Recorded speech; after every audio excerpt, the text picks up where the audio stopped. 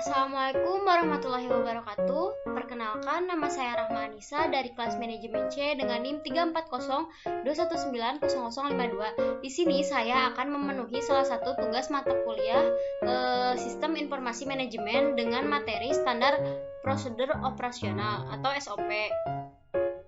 Nah, dalam tugas pertemuan ketiga ini yaitu yang pertama, apa itu SOP, yang kedua, manfaat, fungsi, dan tujuan organisasi harus selalu membuat SOP, dan yang ketiga, buatlah 5 buah SOP berkaitan dengan pengelolaan perusahaan, gunakan lambang-lambang flowchart yang sesuai.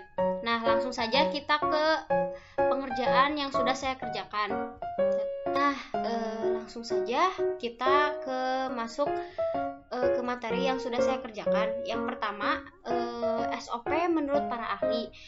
Menurut Purnamasari tahun 2015, SOP adalah prosedur kerja yang dibuat secara detail dan terperinci bagi semua karyawan untuk melaksanakan pekerjaan dengan sebaik-baiknya, sesuai dengan visi dan misi tujuan suatu lembaga atau instansi. Nah, ini adalah beberapa Purnamasari juga mengatakan ada beberapa yang perlu diperhatikan.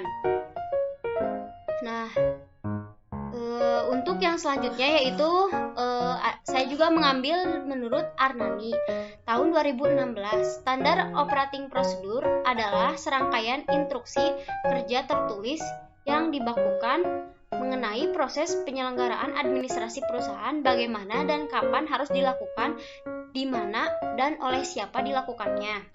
Ini banyak menurut Arnani. Nah, saya juga mengambil dari menurut Ekotama.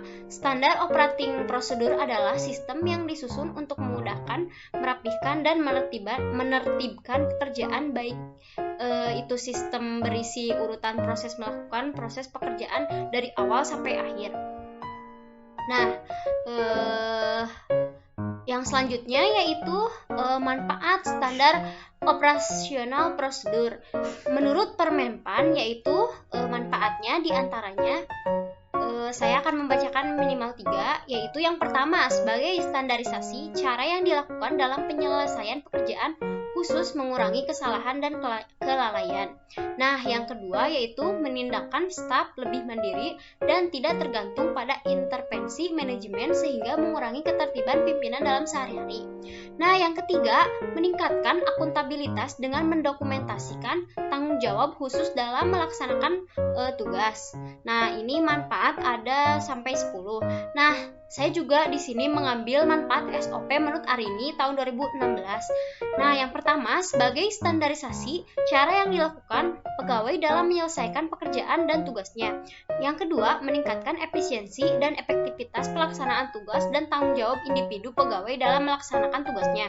Nah, yang ketiga yaitu membantu pegawai untuk menjadi lebih mandiri dan tidak tergantung pada intervensi manajemen, sehingga akan mengurangi ketertiban pimpinan. Nah, di sini menurut Arini ada 13 dan tidak bisa dibacakan semua.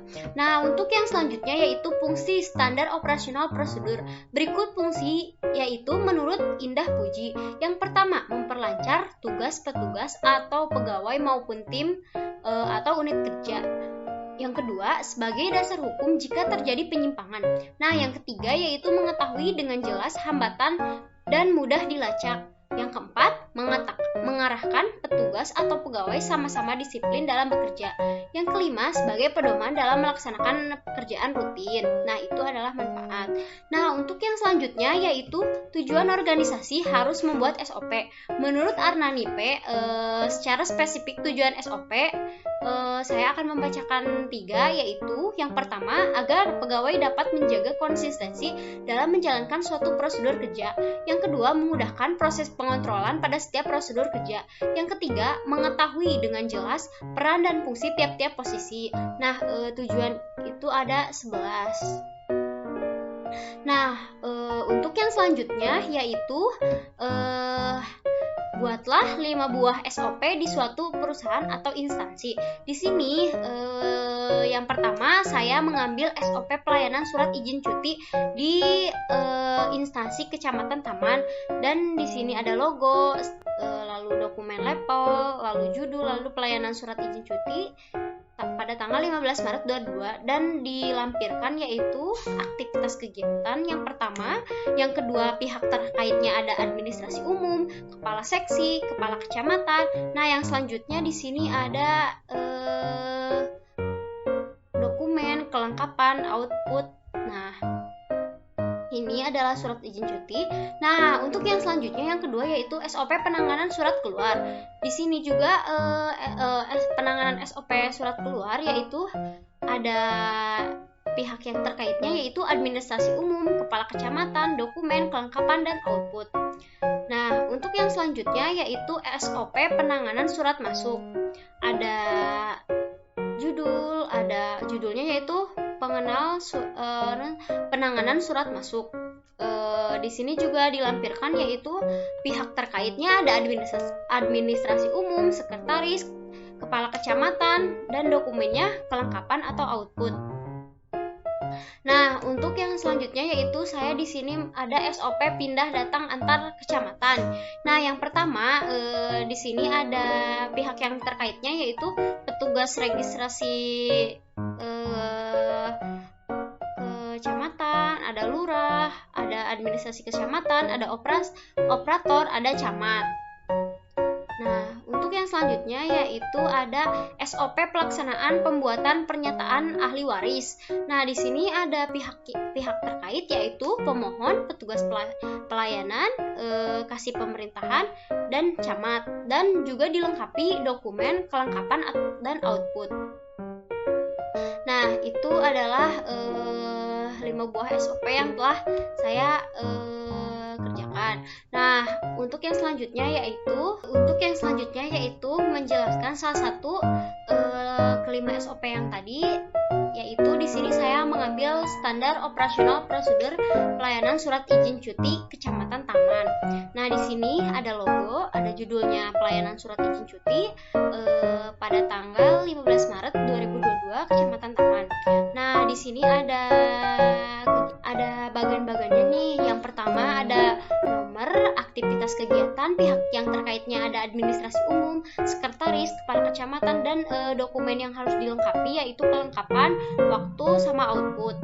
Nah, untuk yang pertama yaitu kegiatannya harus menerima berkas permohonan cuti oleh administrasi umum dan menggunakan simbol terminator simbol, yaitu menunjukkan simbol permulaan atau awal. Nah, dokumen yang harus dilengkapinya yaitu surat permohonan cuti dengan waktu 2 menit, outputnya permohonan cuti. Nah, untuk yang kedua yaitu meregistrasi surat cuti ke agenda surat, membuat lembar disposisi kepada kepala kecamatan melalui sekretaris dari administrasi umum, lalu masih di administrasi umum yaitu menggunakan simbol processing simbol yang menggunakan pengelolaan komputer, masih oleh administrasi, dan kelengkapannya yaitu permohonan yang sudah diberi lembar dari disposisi dengan waktu 3 menit, outputnya permohonan yang sudah diagendakan. Nah, untuk yang ketiga yaitu meneliti permohonan surat izin cuti PNS dan memberi disposisi untuk memeriksa berkas melalui sekretaris dan memeriksa draft surat cuti. Dan ini pihak terkaitnya oleh kepala kecamatan dengan menggunakan simbol decision, yaitu simbol pemilihan prosesor yang berdasarkan kondisi yang ada. Kelengkapannya yaitu permohonan yang sudah diberi dari lembar disposisi dalam waktu 20 menit, outputnya yaitu permohonan yang sudah didisposisi kepada kepala kecamatan untuk ditindaklanjut. Nah, untuk yang keempat yaitu meneliti dan memeriksa bahan permohonan cuti. Jika tidak lengkap, dilanjutkan dengan pembuatan draft cuti dan pihak terkaitnya yaitu sekretaris dengan menggunakan lambang processing simbol, yaitu pengelolaan yang dilakukan oleh komputer. Nah, dalam waktu 30 menit outputnya surat yang sudah ditindaklanjut dan diparaf oleh sekretaris.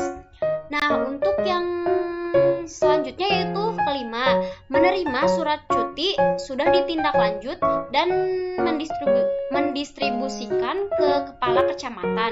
Nah, ini menggunakan lambang terminator simbol, yaitu menunjukkan bahwa simbol ini diakhir oleh administrasi umum.